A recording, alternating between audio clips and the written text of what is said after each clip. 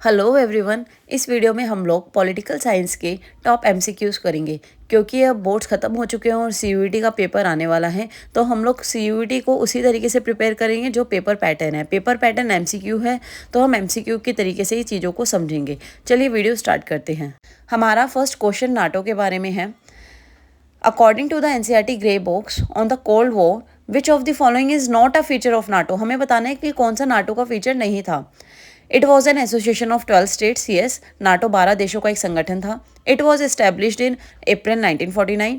1949 में इसे स्थापित किया गया था। It declare that an arm attack on one would be attack on all.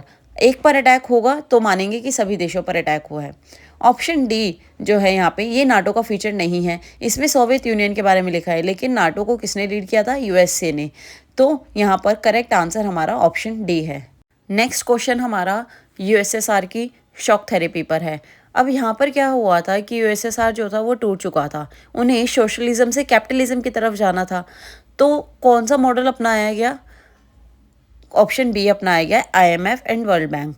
इसी में इसको याद रखना बच्चों बहुत ही ध्यान से, क्योंकि इसी की वजह से रशिया की बड़ी बड़ी इंडस्ट्रीज बहुत ही सस्ते में बिक गई थी, जिसे लार्जेस्ट गैरेज सेल भी कहा जाता है।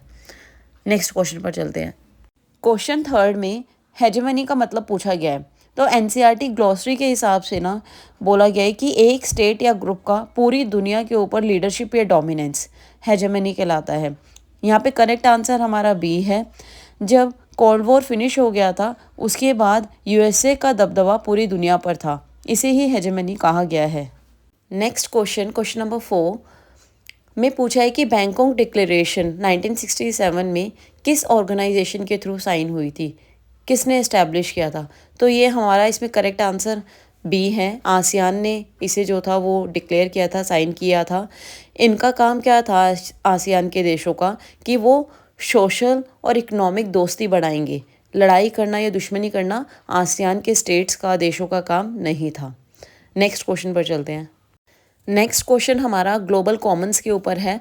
ग्लोबल कॉमन्स क्या होता है? ग्लोबल कॉमन्स में ना किसी एक की बात नहीं होती है, एक देश की बात नहीं होती है, पूरी ह्यूमैनिटी की बात की जाती है।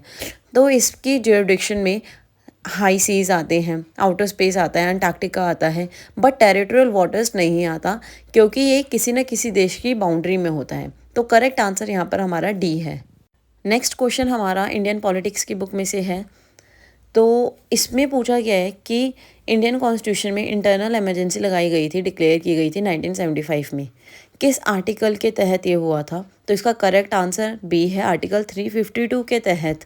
इंदिरा गांधी जी ने इंटरनल डिस्टर्बेंस हो रहा था देश में काफ़ी, इसलिए इमरजेंसी डिक्लेयर किया था, इमरजेंसी लगाई थी।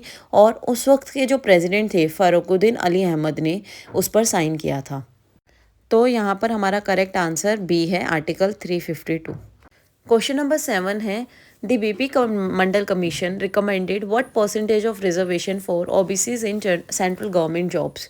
ये क्वेश्चन सीयूटी में बहुत बार पूछा गया है। इसका करेक्ट आंसर है 27%। 27% रिजर्वेशन जो था वो मंडल कमीशन के थ्रू रिकमेंड किया गया था। 1990 में वीपी सिंह की सरकार ने इसे इम्प्लीमेंट किया था। नेक्स्ट क्वेश्चन है, गैर कांग्रेसवाद नॉन कांग्रेसिज्म टर्म किसने दिया था? जब कांग्रेस बहुत ताकतवर थी ना, तब राम मनोहर लोहिया ने कहा था कि सारी अपोजिशन पार्टीज़ को एक होना पड़ेगा कांग्रेस को हराने के लिए।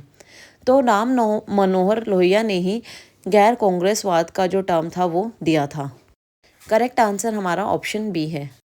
क्वेश्चन नंबर 9 ऑपरेशन फ्लड के बारे में है। इसे वाइट रेवोल्यूशन भी कहा जाता है। ये रूरल डेवलपमेंट प्रोग्राम किसके थ्रू जो था वो स्टार्ट किया गया था? ऑप्शन ए है इसमें करेक्ट, वर्गीज कुरियन ने। इन्होंने गुजरात में अमूल से स्टार्टिंग की थी, जिसे आज हर कोई जानता भी है।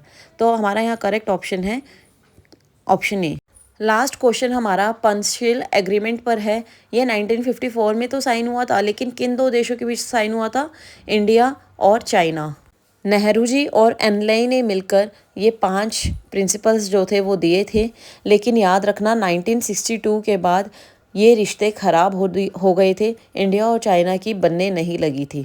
तो यहाँ पर हमारा करेक्ट ऑप्शन सी है, चाइना। ऐसे ही क्वेश्चंस जो हैं वो सीयूईटी में पूछे जाएंगे, डायरेक्ट एनसीईआरटी में से उठकर क्वेश्चंस आएंगे।